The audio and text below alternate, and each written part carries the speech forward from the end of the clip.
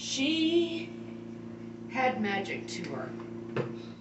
And, I honestly, as much as I hate the fact that she was an alcoholic and did a lot of things to just fuck me up, she also didn't have a chance. Her father was a horrible human being and had molested her with my grandmother's knowledge from the time she was 3.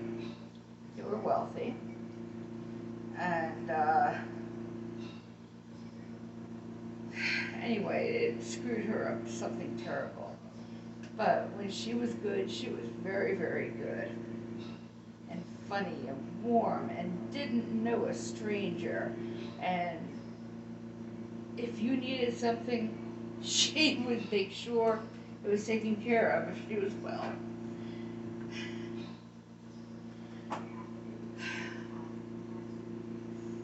So, by the time PJ, I don't want to say names because my brother has disowned me, because I got suckered into this woman who stole my house, and he kind of knew what was going on because he was staying at my house. And I still don't understand how he could have let it happen and not tell me while I was in the hospital so I could do something about it, and then end up disowning me for it. I still don't understand it. I don't understand it one bit. But anyway, back then, the moment my mom was back in my life and started packing the pounds back on,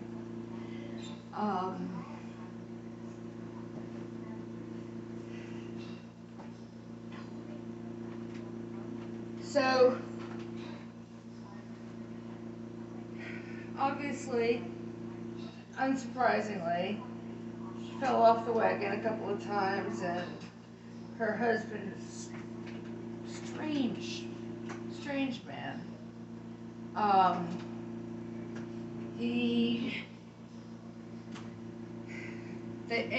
They ended up going to get divorced. This was during that 80s depression, recession. Just as I graduated from high school, like, the economy went to shit. But I had a job at the cable company.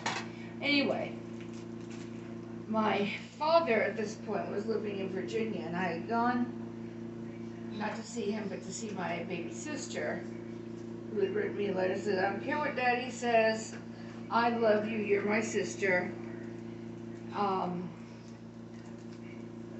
She's so brave. She's 5 years younger than I am. And so I had gone, and Virginia at that time, the cost of living was so much lower. I got back. Mom was going to get divorced, going to get a divorce settlement, and we talked about it and decided that moving to Virginia would be a good plan. So my ex-husband and I, we went on ahead, and after a while we found a house. Her divorce went through, so now my mother, my husband, and I are co-owning a house. My alcoholic mother, my extremely depressed husband. Remind me to tell you the story of what that poor guy went through sometime.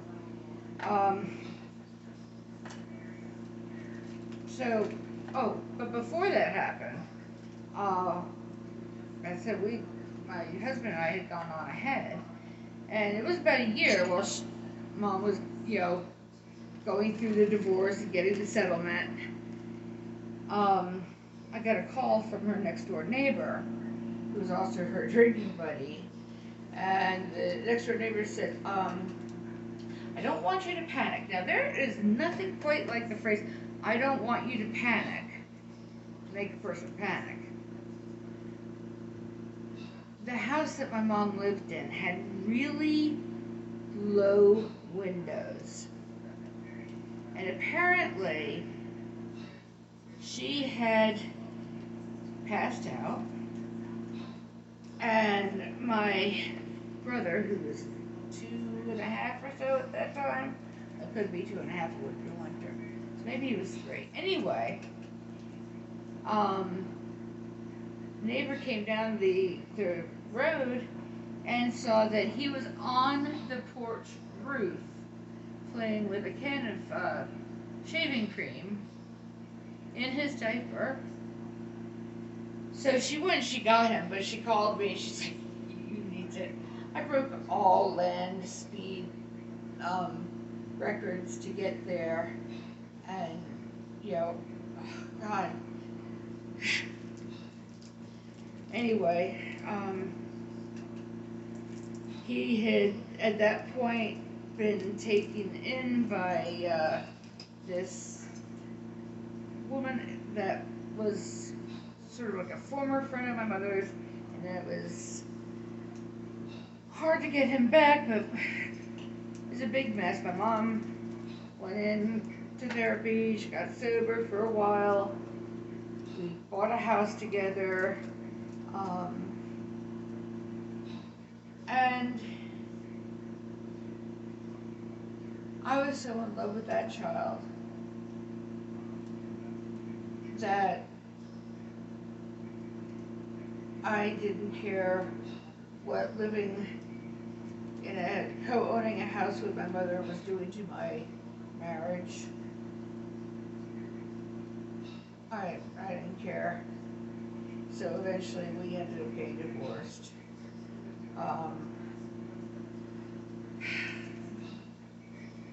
Anyway, so then,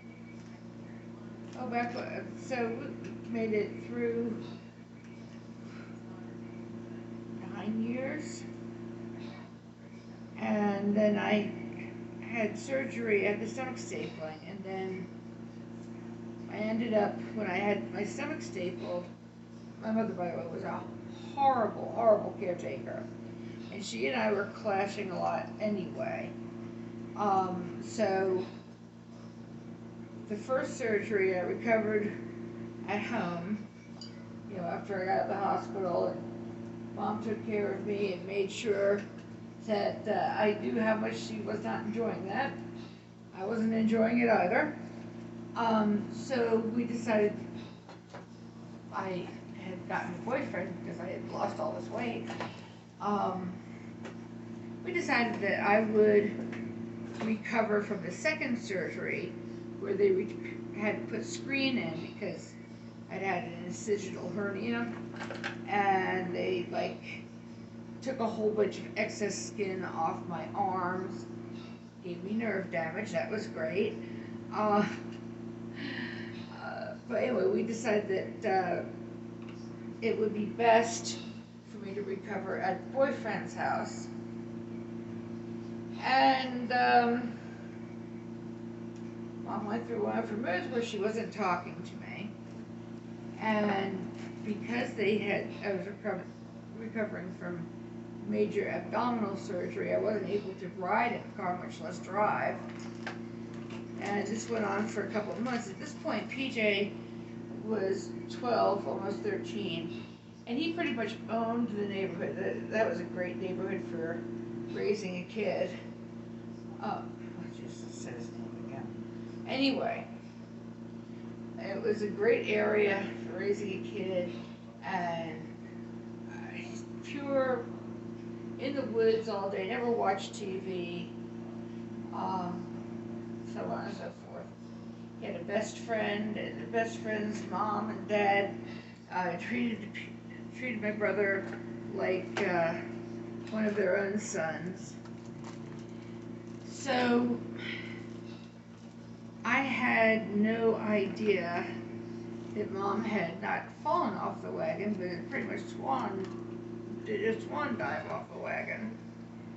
Until I got a call from her best friend and neighbor saying, your mom is wandering the neighborhood naked with poop smeared all over her, and doesn't seem to know anybody from a hole in the wall. So, like I said, I wasn't supposed to be driving. I hopped in the car, and I went and I dealt with her. When I pulled up, like the neighborhood was full of ambulances and police cars and fire engines. I'm not sure why a poop smeared drunk woman needs fire trucks, but there you have it. TJ was apparently aware that she had fallen off the wagon, so he just went and hung out with his best friend's family for several days rather than calling me and telling me what was going on. And that, tough kid.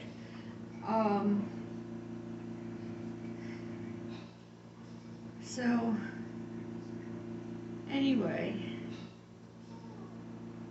she went to the ER and turned out her electrolytes were completely screwed up because when she would go off the wagon, she would throw up a lot, and that throws off your electrolytes. And that's why she didn't know anybody from a hole in the wall. It wasn't that she was drunk, it was that she was having an episode because of her electrolytes. I have actually had something similar. Not the drunk wandering around the neighborhood naked thing, but I was in the hospital and apparently I had like too much CO2. I thought I was in an apartment in France.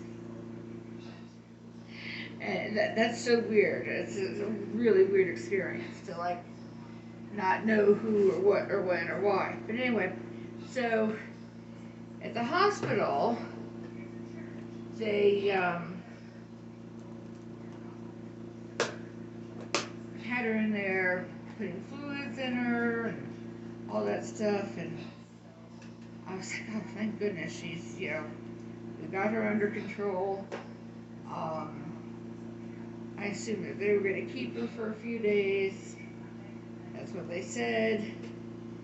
And instead they let her out after a few hours. She was very proud of herself. She talked them into letting her out, and it was all a big misunderstanding. And she walked home. I got the call, she was back in the neighborhood, and, oh wait, no, I'm sorry, that first time, so she spent a couple days the first time, that's right, and then I was going through the house, getting rid of all of her hidey holes where she would hide booze, and dumping out the vanilla and the rubbing alcohol, and just, searching the toilet tanks for stashes of booze or sinus infection medicine, which she was also addicted to. When she got released, I picked her up and I was like, okay, Mom, we really need to talk. I said, Mom, I love you. And I did. I loved her. I love my mom so much. We went through hell and back together. I loved her so damn much. I was tucking her into bed and I'm like, listen, Mommy, I can't keep doing this, This isn't the life that either one of us wanted for my brother. it's gotta stop. I'm like, you and I, we go to war with each other. I'm trying to keep you from drinking, and you know, I'm a slob, and because I am, see this chaos. Um, I always have too many browsers open in my brain. But anyway, we had a good talk. It's, you know, I love you too, and like, Mommy, let's go get into counseling together, and let's do AA and Al-Anon, and we've got to do something for my baby brother. Let him have some counseling to, you know, deal with the trauma that we've both inflicted on him. And she agreed, and or I said, I tell you what, I'm not going to spend the night here tonight because PJ's at his friend's house, and I want you to have some time to kind of think about things. I said, are you safe to be home all by yourself? And I took her car, so she wasn't going to go anywhere. It wasn't like now where you can call Uber Eats and have booze delivered. So I said, I'll be back in the morning, and I'm going to bring you some wonton soup. That was our thing, and both of us to this day. When I'm sick, all I want is wonton soup. Chinese penicillin.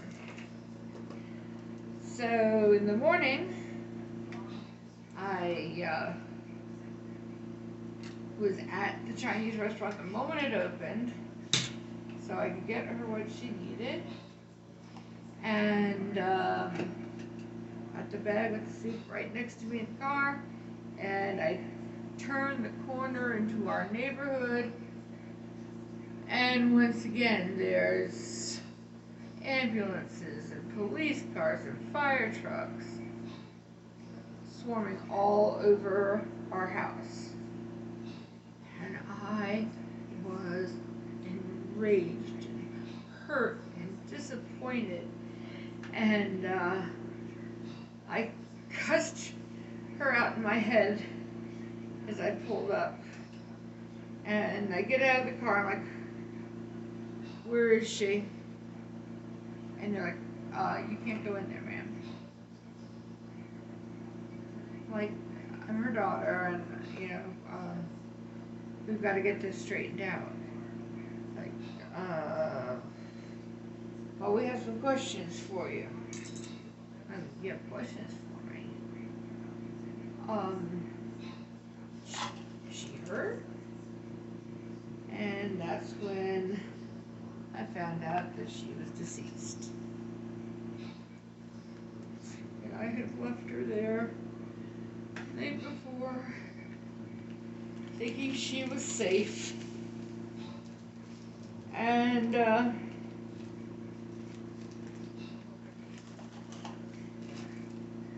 my brother had apparently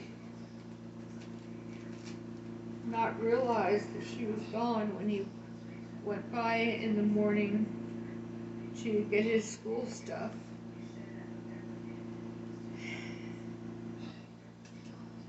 I don't think he knows to this day that she was gone when he was doing that. When my mom would drink, she would develop a fairly distinctive odor, and PJ and I both really, it was like a trigger for us, so I know he didn't go in and like give her a kiss goodbye or anything like that.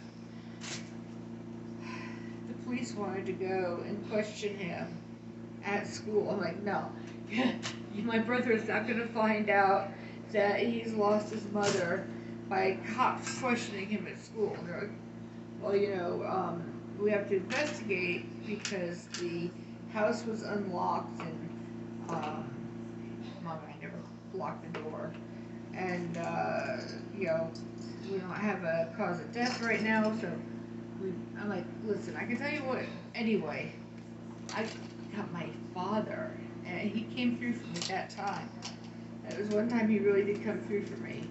You know, because this was a woman that he hated with every fiber of his being.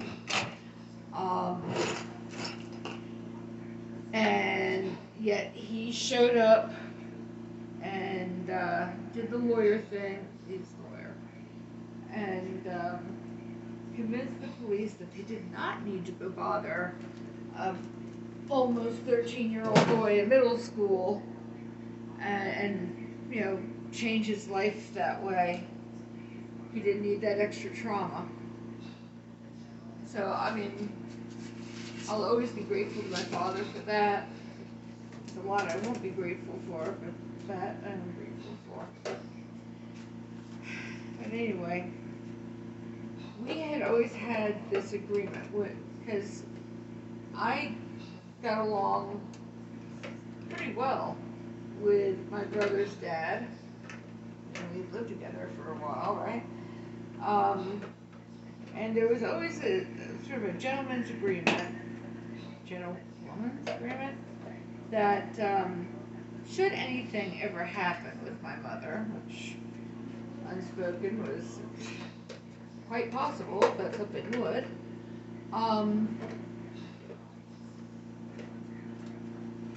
my brother's father, you would see him at Easter, and then for like a month in December, they'd go off on stamp conventions and stuff. But he wasn't like the kind of dad that called all the time and, you know, was super involved. So we'd had an agreement that should anything ever happen with my mom, that I would raise PJ. Oh, Jesus, you don't know who did that. There's plenty of them in this world you won't know. Anyway, but he changed his mind.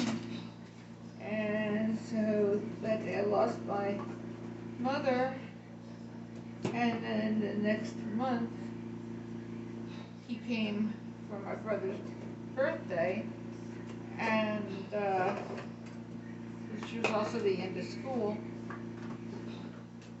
He said he was taking PJ back to where he lived. And so the thing is, he still wasn't a very involved dad, and would like leave this very traumatized southern boy in a Connecticut town where he got picked on for his accent, and his dad would like go off on weekends, leave him with some canned Chef Boyardee.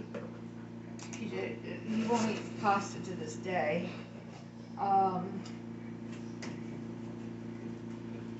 So he would leave him.